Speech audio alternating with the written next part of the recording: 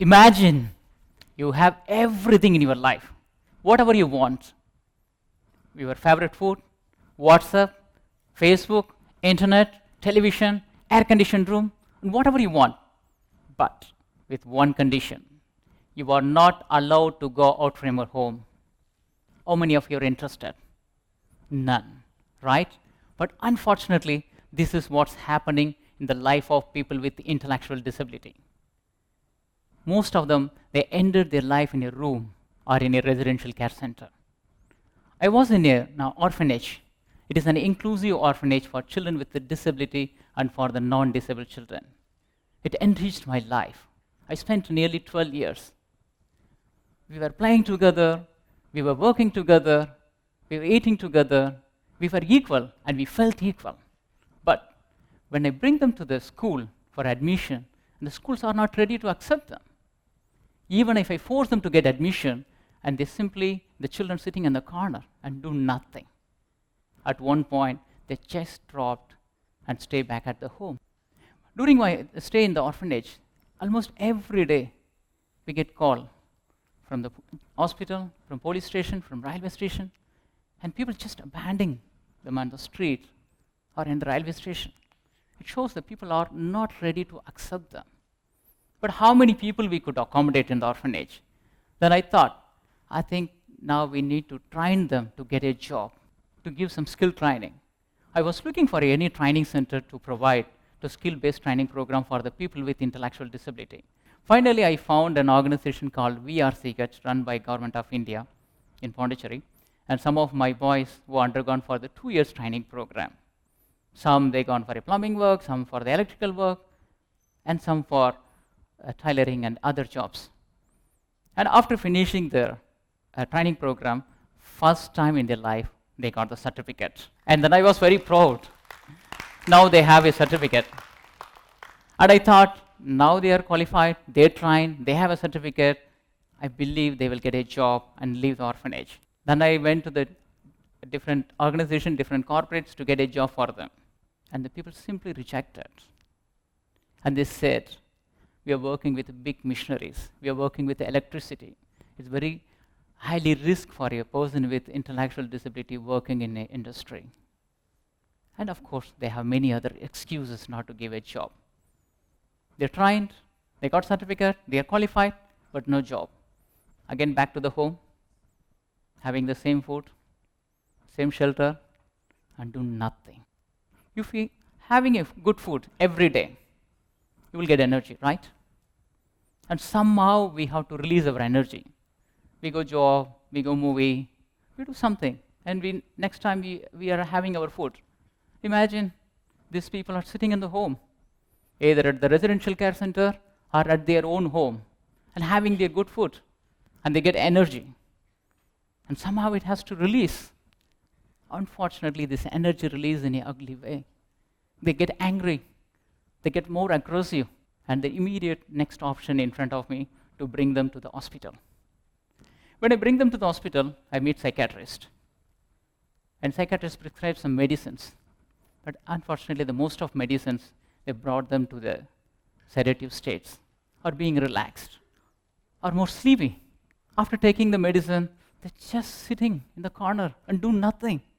But I remember those boys, during little kids, they were jumping, they're moving around, they were naughty. But now, they're just sitting alone.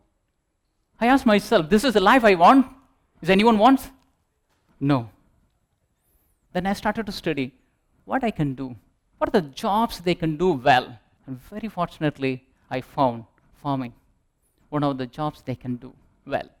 But I want to check it, whether it really works or not. Then I got a small piece of the land, belongs to the orphanage.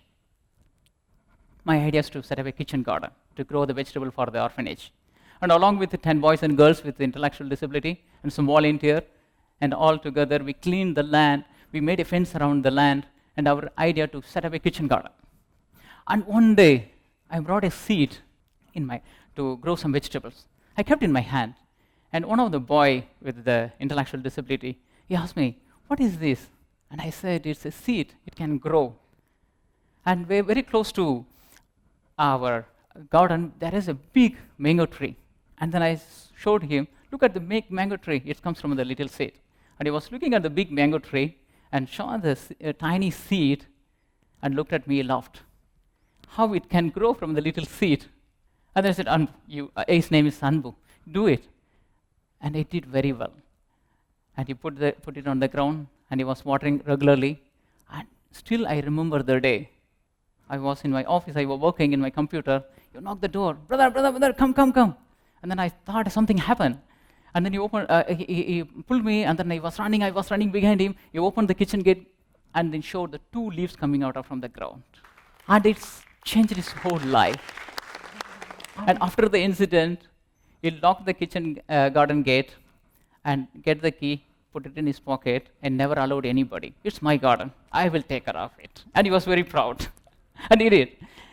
And then even someone was walking on the grass, he said, don't step on it. It's life. So he's so much connected with the nature. I got the second incident from the same kitchen garden. After a few months, they harvested their vegetables. It's not a big quantity, just a basket of vegetables. So like a brinjal or lady's finger, some tomatoes. And then they bring to the kitchen. Normally in the orphanage, the kitchen is not allowed for anyone, just for the hygienic purpose. But they said, okay. They just opened the door and they entered into the kitchen, and they were talking with the chief chef. You cannot decide what to cook for us. And these are the vegetables from us. And we have a full rights what you have to say, what you have to cook for us.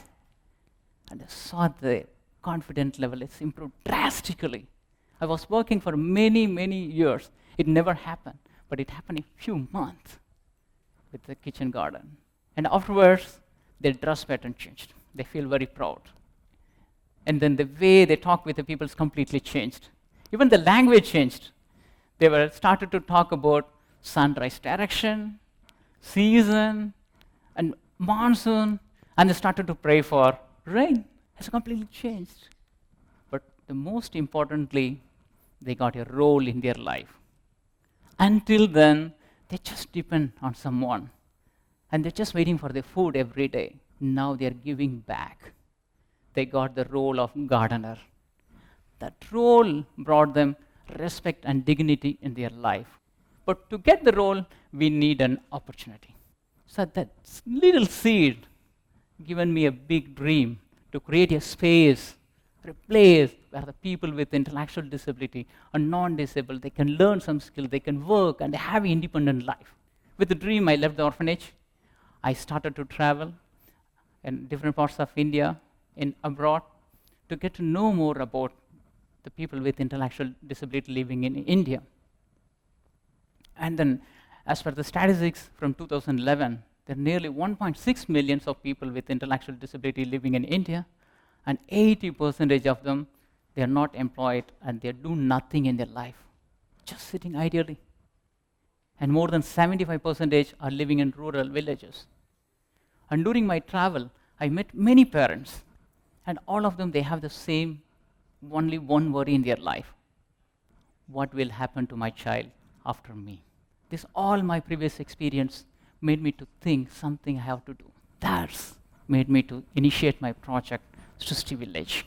It is an inclusive village for the people with intellectual disability and for the non-disabled to live, learn, work, generate income, and have an independent and dignified life. To initiate this project, I purchased 9 acres of land in a small village called Gonamangalam in Tamil Nadu in Viluppuram district. After long struggle, challenges, finally I bought the land. The next day after I bought the land, I was standing in front of the land. Finally I got this land, now I'm going to start my project. One old woman, she crossed me and she looked at me. I heard that you bought this land. I said, yes, I bought this land. And she said, what you are going to do? I said, farming. And she said immediately, you are stupid. I said, what? And she said, we are the people done farming for many years on this village, and we are moving away from the village. We cannot do any more farming in this village because the water level is low.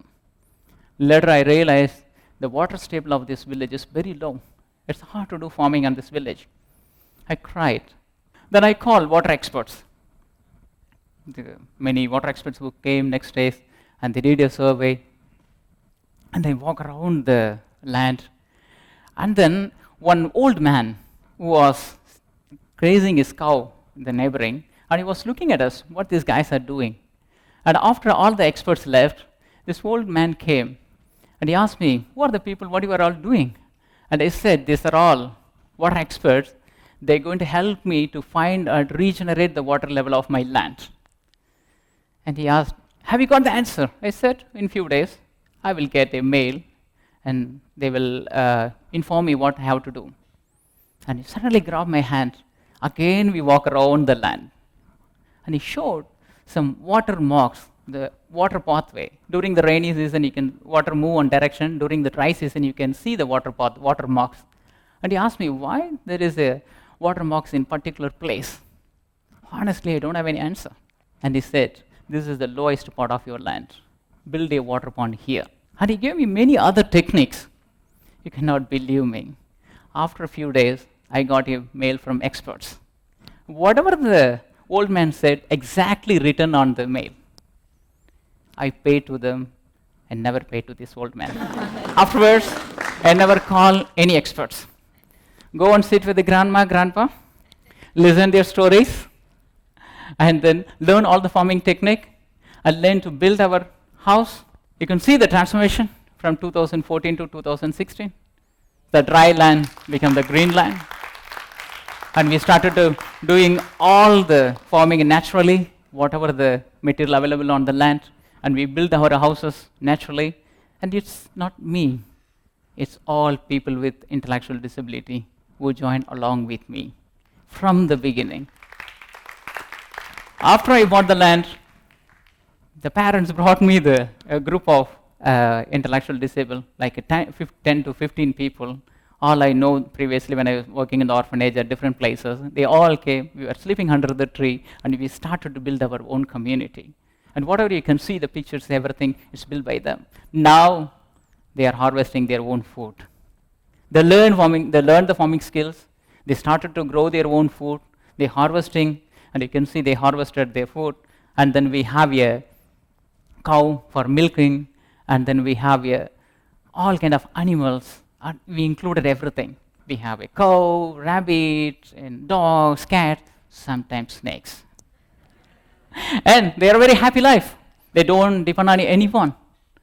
And they have a community. And even a small task has value and dignity. And everyone has role in the community. And we give the respect to their work they are doing, they're contributing to the community.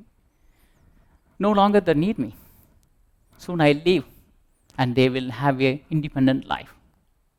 I strongly believe this model can replicate globally very easily.